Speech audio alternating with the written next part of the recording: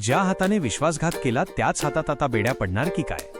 हुकुमाची राणीमध्ये इंद्राने रचलाय विक्रांतसाठी असा चक्रव्यूह जो तुम्ही स्वप्नातही विचार केला नसेल.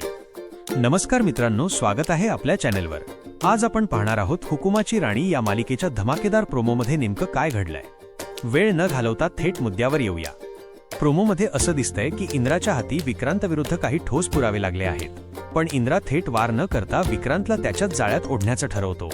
विक्रांतच्या तोंडून सत्य वदवण्यासाठी इंद्रा सुरुवातीला त्याचं खोटं कौतुक करतो आणि त्याच्यासाठी प्रेमाने एक कडे घेऊन येतो. इंद्रा म्हणतो, विक्रांत, हे कडे मला तुझ्याच हातात घालायचं आहे.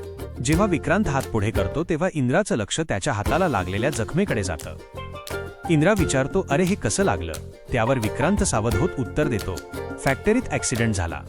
पण इथेच इंद्रा आपला पत्ता खोलतो. तो थेट आबांसमोर जाहीर करतो की आबा, बुवांसोबत जे काही घडलं त्यामागे दुसरा कोणी नसून हा विक्रांतच आहे. विक्रांत जेव्हा स्वतःचा बचाव करण्याचा प्रयत्न करतो तेव्हा इंद्रा त्याचा हुकुमाचा एक्का बाहेर काढतो आणि टीटीला समोर बोलावतो. टीटी तिथे येऊन विक्रांतचं सगळं काळं कृत्य पुराव्यासकट उघड करतो. शेवटी इंद्रा ठणकावून सांगतो, जो आपल्याच माणसांच्या जीवावर उठतो त्या नराधमाला या घरात जागा नाही. तर मित्रांनो, आता विक्रांत यातून कसा सुटणार की खरंच त्याला घराबाहेर काढलं जाणार, हे पाहणं रंजक ठरेल. असेच नवनवीन अपडेट्स पाहण्यासाठी आपल्या चॅनेलला नक्की सबस्क्राईब करा आणि हा व्हिडिओ आवडला असेल तर लाईक करायला विसरू नका. धन्यवाद.